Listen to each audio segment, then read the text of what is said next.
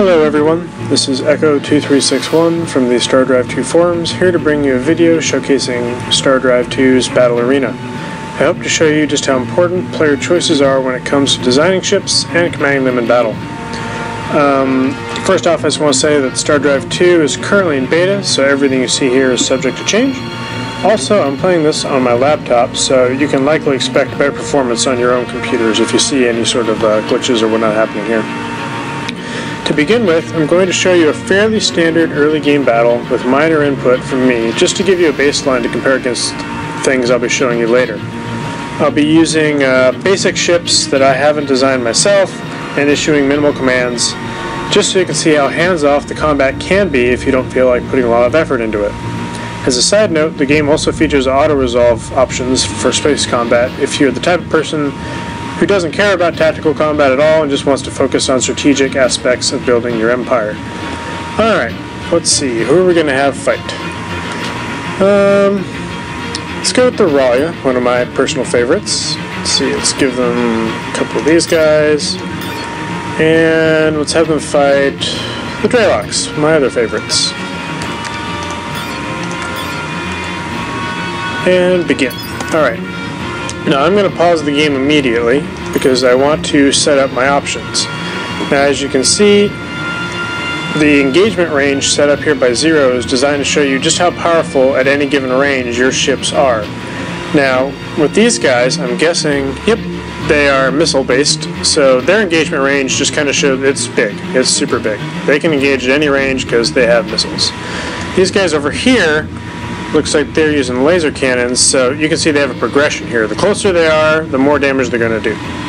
So I'm going to just tell my two missile ships to open fire on this guy and let the battle run. Now I might be in trouble here because these guys actually have point defense cannons, you can see, that will intercept my missile barrages. But hopefully my missiles will be able to sneak through and do some major damage. Looks like they're already damaging me, my frontal armor. Oh, there we go. That was a nice hit. Okay, his front entire section's gone, leaving his middle section open for me to hit with the next barrage. And this should be bye-bye Drelocks. Alright, 2 versus 1. Should be an easy win for me. You'll also notice during this video that I'll actually be exiting out of the game once the immediate combat is done. That's because way over here on the other side of the battle arena, there's currently a dummy that doesn't have any weapons or anything, just a ship to be tested against. And the combat won't actually finish unless I destroy that, but it'll take too long for me to have my ships go hunt down that ship every single combat. So I'm just going to quit out when victory is either assured or when defeat happens. And there goes the other Dreylock. Alright. I'm going to exit the arena real quick and set up my next battle. Alright, in this next scenario, I'm going to show you combat with some more specialized ships that I've designed. For this particular battle, I'm going to be using a heavily armored and shielded cruiser and then 2 agile frigates to take on 2 well-balanced enemy cruisers. I'm going to be running this battle twice, once without issuing any commands, and again with more input from myself. So let's see. I can hop over to the shipyard and show you what I'm going to be using. This is going to be the Quarterzine versus the Choke. Quarterzine, I have developed a tank, which is basically, I've got him outfitted with Class 1 shields covering all of the ship, then Class 1 shields covering his left and right sides. He's got flat cannons, some rocket launchers, laser cannons, plenty of armor plating all around, and then he's got this cool little shield capacitor. So what this does is the first 10,000 damage the shields would sustain is instead simply ignored. At that point the shield capacitor is used up and the shields begin taking damage, but this is a great module to put on your ship if you want it to be very tanky. For my frigates, I've designed some Met-Ving assaults. These guys are all about speed. As you can see, they've got a very nice speed, particularly compared to the tank, which can only get up to about 8 with turning of 12. These guys can rocket around at 29, and turn rate is just amazing. They can do this because they have basically no armor. All they've got is rockets and ammo. That is all these little guys got going for them. They'll be facing off against not the Chook, I'm going to have them fighting the Opteris. In the Opteris I'm going to use is this simple Chitin attack cruiser. Pretty basic design. It's got some laser cannons, flak cannons, rocket launchers, artillery on the sides. Basic, got some shields, just a basic well-rounded cruiser. So let's get a fighting. So I'm going to deploy my tank right up front, because that's where tanks go. And then I am going to put my assaults way off down here, because I want them to flank, because flanking is very important in this game. Let's grab my two enemies, just plop them down in the middle there, there they go. And here we go. Gonna pause the game as always to begin with. The cruiser, the tanking cruiser, he's just gonna do his best, but he doesn't have a lot of weapons, so I wouldn't expect much from him as far as damage goes. Now my two little frigates, these guys are going to flank out way over here at the beginning of the battle. Leave their cruiser friend behind to soak up some damage. As you see, the cruiser is set to broadside right now, so he's going to be turning his side. And then once his shields drop on that side, he's actually going to flip around and present his other shields. So setting your ship to broadside is a great way to build a defensive tanky type unit versus just having him face to the front all the time. As you can see, my frigates are now coming out around, and now they're going to go in for an attack.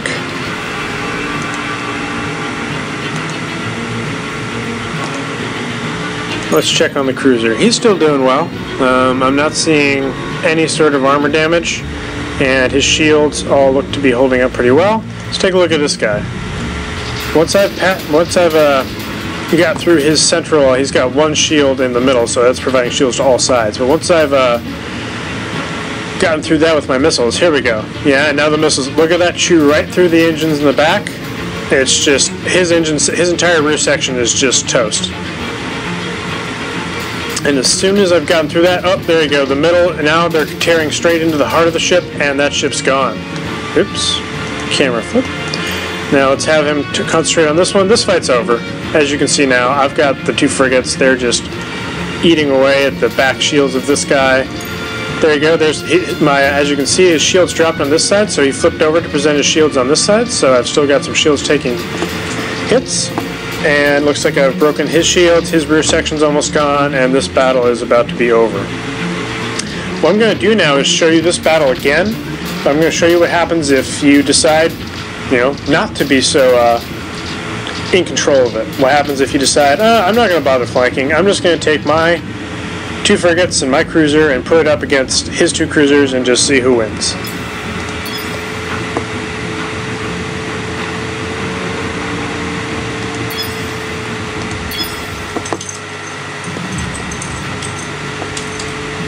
Okay, this time I'm just going to be lazy. I'm going to put my ships right here because I don't really care. I'm not interested in using tactics. Where did I put my Medfig assaults? There. Right next to him. Just go for it, everybody. We're just going to have a big old brawl, and I'll still win. And ship attacks. Go. And here we go. I'm just going to tell my guys, alright, get in there close enough so you're doing max damage.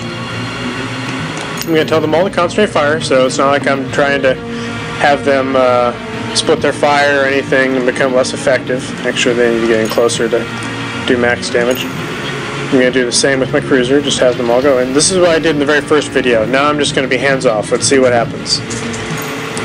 Uh-oh, one frigate's already dying. That's not good.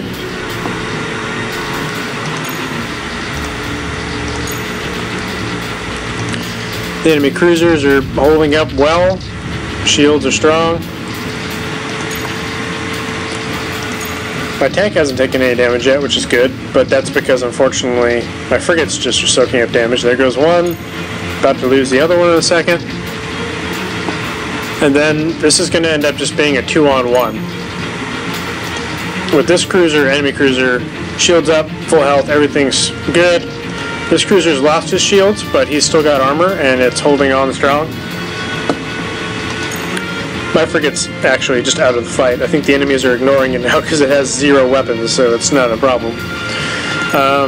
I could sit here for a while and have you watch this fight continue, but I've done this several times now, and my tank always loses because he's got one set of laser cannons and one rocket on one side and one on the other, and that is simply not enough firepower to eat through both of these enemy cruisers. These enemy cruisers are going to win this fight because my frigates were knocked out early and were not used to flank.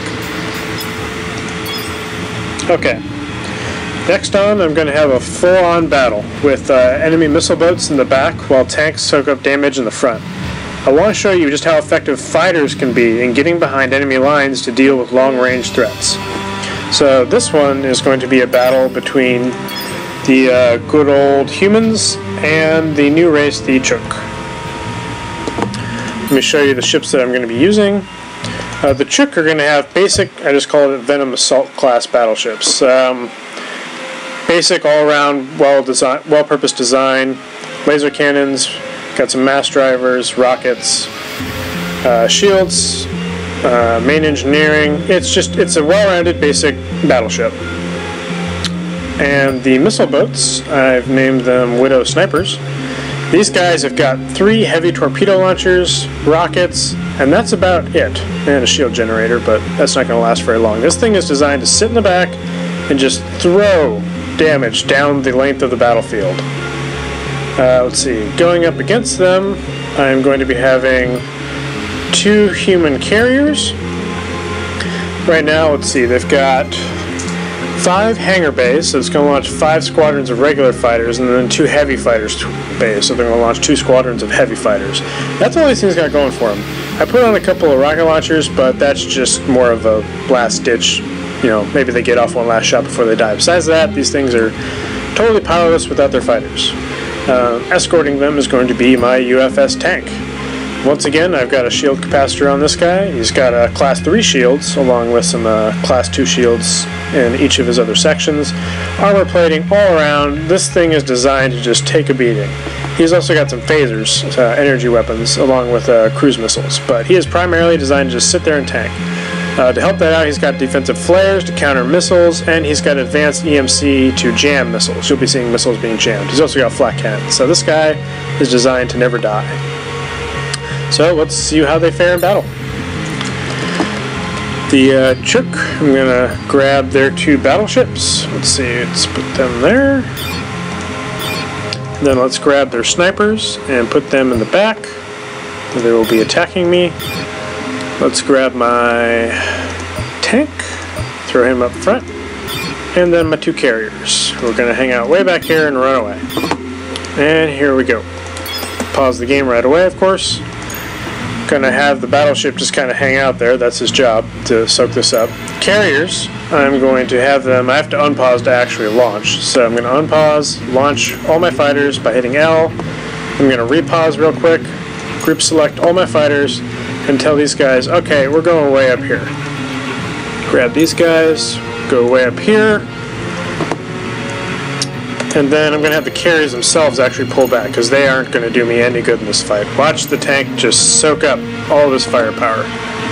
In the meantime, as he's soaking up all the damage from these 2 guys, here come the fighters. I'm going to have them go around, and they've got behind the battleships, and they are just going to go after these snipers over here. That you can just see them firing all these missiles at my tank. My tank is taking a serious pounding, but in come my fighters. They're going to work through the shields relatively quickly. As you can see, they're already damaging modules. There we go, and this enemy frigate is just toast. It's going to be dead in less than a minute. Meanwhile, my tank, he's taking some serious damage, but he's still holding the attention of the enemies. One enemy frigate down. Fighter swarm going to go after the next. Come on, tank, hold up. In previous battles, he was holding up a little better than this, but, you know, every battle is different.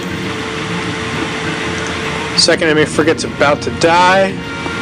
I've still got most of my fighters. As you can see, the little green dots indicate live fighters, so my squadrons are doing quite well. Alright, now let's rip into the back of this battleship. Oh, I've already got his engines out. So this battleship's going to die pretty soon from just the massive amount of fighters attacking him. Tank still alive? Tank is still alive. He's being pushed way back, though. The mass drivers of the enemy battleships actually impart momentum, and they're just hammering away at the poor tank. But as you can see, this fight's actually over, because this other battleship is now just going to be swarmed to death by my little fighters. Man, I love these little animations, the little squadroning mechanics and everything. It just makes the game look really awesome. So this battleship is dying. There goes his entire port side. His starboard side's falling. His engines are getting tore up. This battle's over. My tank took serious damage, and he's going to need to go get repaired, but the carriers are nice and healthy. And I won this fight. Boom. Alright. I'm now going to switch sides, and I'm going to play the Chook in that same exact fight, except I'm going to switch out my missile boats, the snipers, for escort frigates. And I'm going to show you how you can stop a fighter horde. So let me get back into the arena.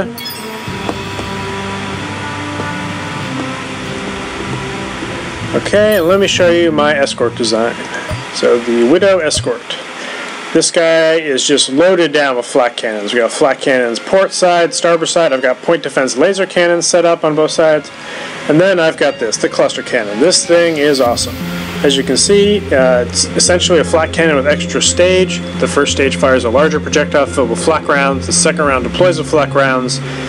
It's well suited to intercept fast-moving groups of fighters. This is the heavy flak cannon. If you want to use flak, this is the weapon you use. So I'm going to be deploying these guys instead of the missile boats. Let's go into the battle. Deploy my two battleships, the same battleships that lost last battle. And this time I'm going to put my escorts in right there, right with them, to protect them with those flak cannons. And I'm going to go up against the exact same force. Give them their tank. There you go, you filthy humans. And their two carriers. I'm going to do a favor, put the carriers way back there, just like I did in my video in the previous battle. And let the battle commence. Now what I'm going to do, I'm going to pause it. You see the enemy launch a fighter, so I'm going to tell my escort to fire on that group of fighters. This group of fighters, the fighters stay pretty bunched up, so you can see it's actually a full squadron there. So I'm going to let the battle commence. They're going to target the fighters with their flak, and boom! There goes half that carrier's fighter complement. There goes more of his complement of fighters. The enemy fighters are simply not going to be able to stand up to the amount of flak that I just fired into them. Let's take a look. I see 3 squadrons left, maybe, flying around, but they're not going to be around much longer. This leaves my 2 battleships totally free. I'm going to have them go into close range and just pound away at this enemy tank as my flak frigates finish off the last few fighters. This battle is going to be over real fast. Look, boom. With no fighters harassing them, my battleships just clean up that tank as my frigates continue to kill the fighters. Now I'm just going to clean up the enemy carriers, and look, I won the battle, nearly the same forces, except in being smart, I put in escort frigates instead of the missile boats, and the Chook win this fight, not the humans. One thing I will note is I could have survived this as the humans if I had taken my fighters and used them to flank. I still probably would have lost, but I wouldn't have had them bunched up coming right at the flak frigates. A smart human player would obviously have his fighters spread out and trying to come from a different angle. I probably still would have lost because those cluster cannons and flak cannons are just really strong against fighters, but I probably could have put up a better fight than the AI did there. Go ahead and exit this one. And finally, here's a big versus small battle. I'm going to put a single Titan outfitted with deadly endgame energy beams, a canopy shield, a shield capacitor, lots of other fun toys. He's going to face off against 12 fast-moving frigates armed with lots of rocket launchers. So who's going to win? Well, let's find out. Let me show you the designs I'm going to be using one last time. This is going to be a human-on-human battle. Let's say there's rebels against the central government sending in the UFS Behemoth. This is a Titan I've just designed. He's got the endgame energy weapon, the end-all be-all, the dark particle beam. This thing is a beast at close range. It will just tear right through you. He's got phasers, he's got cluster cannons that you've seen. I've got him fitted with photon torpedoes. He's got enveloping pulse cannons for an EMP-type weapon. He's got vertical launch missiles that will fire in 360. They don't need to be aimed at any, they just kind of launch up and go. They don't have to be facing a certain way. He's outfitted with a canopy shield along with class 3 shields on his port, starboard, and front side, sensor array, targeting computer. This is just a decked out, with fusion engines, a decked out Titan. This is an endgame Titan. He's going to be facing off against the UFS mini skirmishers. This guy is designed to be the fastest thing on the battlefield, speed of 35, turning radius very important to 53, and all he's got is these rockets. He's got rockets, rocket ammo, and that's it. So let's say the rebels built a little squadron of 12 of these guys, and they're going to fight the central government who's coming in with their behemoth. Let's see who wins in big versus small.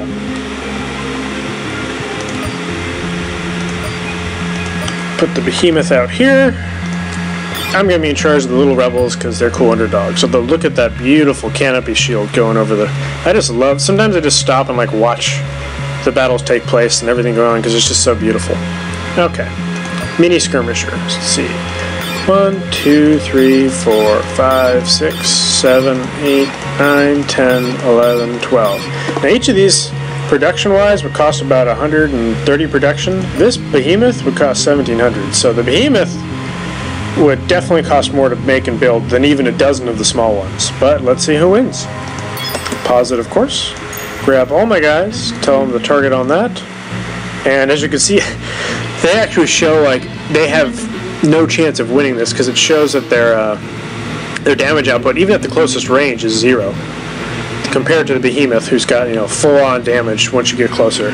Now I've got these guys set to keep moving, and that's going to be the key in this engagement as we go forward, because if they didn't keep moving, they would get pounded away. So let's watch the fight unfold. They move in. I'm also going to keep focused on the behemoth because it's too hard to keep track, but as you can see, there goes phaser fire everywhere. Oh, that was a nice effect. Up, some of my little guys have already been EMP'd and they're just going to float there now. The dark particle beam up. I've got his shields down. I've got his shields down. I've still got most of my ships, although some of them have been EMP'd. I'm starting to eat away at his armor. Just all these little guys flying around. The behemoth, he's spinning, he's trying to lock on. He's got the cluster cannons firing there. He's got the beams firing. The vertical launched missiles are there. But these little rockets are just chewing away at this giant Titan. Yep, there goes another one. I'm going to just watch over here. You can see them start to drop like flies. But, I don't know. At this point, it's anyone's game still. I've still got lots of beam weapons, missiles firing off the behemoth. Basically, the second the behemoth brings one of the little guys into his range for fire and can lock on, little guy's toast. But the behemoth is not looking good. Uh-oh. He's lost his entire starboard side. His front side's almost gone. His core is taking a lot of damage. And let's see. I've got a few EMP'd guys way out here. They're just kind of floating around. But I've still got a good group of 4 skirmishers that are just still in good health and firing away. I think the behemoth lost this one, guys. So little swarms can still win fights, even in late game. There you go. I'm leaving the battle with, I've lost quite a few, but these 4 guys are still pretty well off, and I can use them again. The other ones are going to need to go repair. Alright. Well, that's everything I'm going to be able to show you today. I hope you enjoyed this look at Stardrive 2's Battle Arena. If there are any questions or requests for maybe possible future videos, I don't know if I'll be putting out a future video, but please feel free to post them, and I look forward to seeing you guys next time. Bye-bye.